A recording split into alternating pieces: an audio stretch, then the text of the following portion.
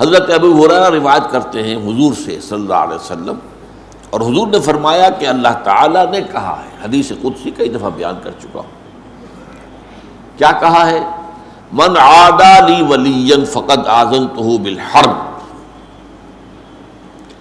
جس شخص نے میرے کسی ولی کے ساتھ دشمنی رکھی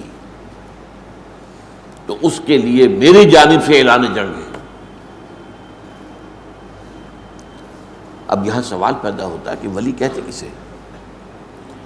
ہمارے ہاں علم اولیاء اللہ اس معنی میں تو بہت مستعمل ہے، اولیاء اللہ، ایک ولی ہوتے کون ہیں؟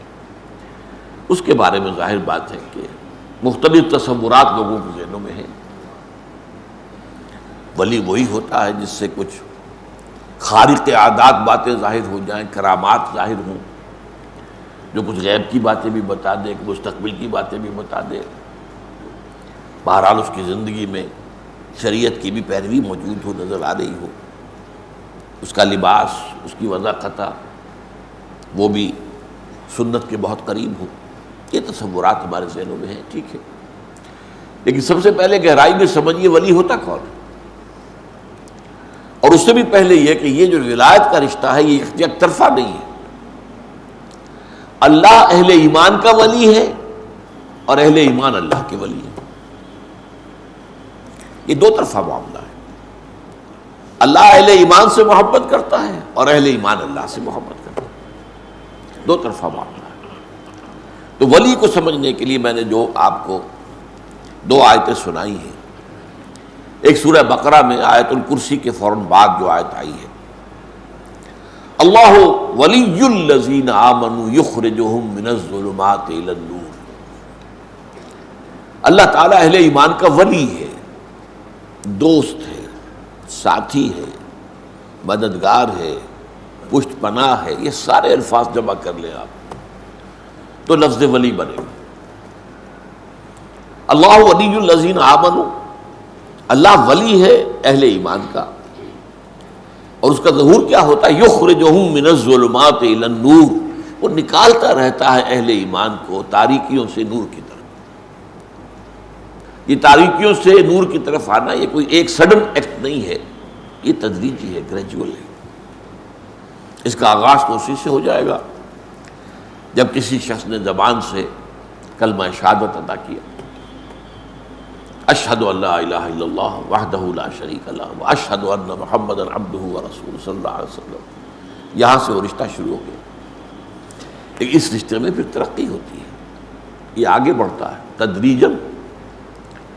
اسی طریقے سے وہ ایک ظلمت میں سے نکل کر تو نور میں آ گیا، کفر سے، شرک سے، لیکن پھر اس کے بعد ابھی تو اور بہت سے پردے ہیں جنہیں چاک کرنا ہوگا، جن میں سے نکلنا ہوگا اور اس نور کے اندر اضافہ ہوگا، جیسا کہ سورہ تحریم میں فرمایا ہے کہ قیامت کے دن جو اہل ایمان ہوں گے ان کا نور ان کے آگے اور داہنی طرف بہتا ہو، جو دوڑتا ہوگا، اب وہ کہیں گے ربنا اتمم لنا نورنا واغفر لنا انک علی کل شیء قدیر، پروردگار ہمارے لیے ہمارے اس نور کو کامل فرما دے۔ اس کی وجہ کیا ہے کہ دنیا میں ایمان میں سب برابر نہیں تھے، ایک ایمان ابوبکر صدیق کا تھا، ایک عام صحابی کا تھا، ایک ہم میں سے کسی کا، زمین و آسمان کا فرق ہو جائے گا۔ اسی ریشیو پروپورشن سے نور ملے گا میدان حشر میں، جبکہ کہیں نور نہیں ہوگا، اندھیرا ہوگا، گھپ اندھیرا، اور پل صراط پر سے گزرنا ہے جس کے نیچے جہنم ہے، ذرا ٹھوکر کھائی اور گئے اور گر گئے۔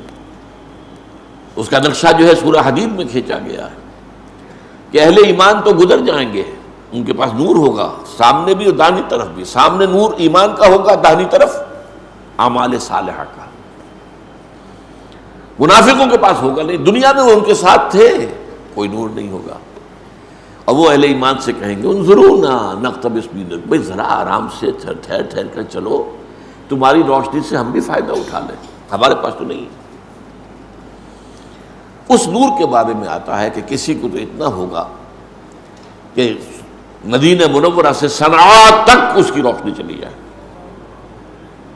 اور کسی کا نور اتنا ہوگا کہ صرف اس کے قدموں کے آگے روشنی ہو جائے گی۔ اب یہ بھی اس دن بہت خوش قسمت ہوگا، گویا کہ جنگل میں چلتے ہوئے کسی کے ہاتھ میں ٹارچ تو ہے نا، کو بہت دور تو روشنی نہیں جا سکتی، نہیں قدموں کے آگے تو پتہ ہے نا کوئی گڑھا ہے یا نہیں ہے، کوئی سانپ تو نہیں بیٹھا، یہ تو نظر آ جائے گا۔ تو اس کا دوسرا پہلو جو ہے بیان کیا گیا، جن کے پاس کم نور ہوگا وہ اس پر اللہ سے دعا کریں گے کہ پروردگار ربنا اتمم لنا نورنا واغفر لنا، ہمارے کچھ گناہوں کی وجہ سے ہمارا نور مدھم ہے، تو ہمیں بخش دے، مغفرت فرما دے اور ہمارے نور کی تکمیل کر دے۔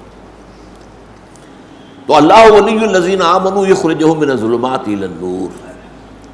اب اس کا دوسرا رخ آ رہا ہے، یہ سورہ یونس کی آیت ہے جو بہت عام وعظوں میں، تقریروں میں، عوامی جلسوں میں بہت پڑھی جاتی ہے۔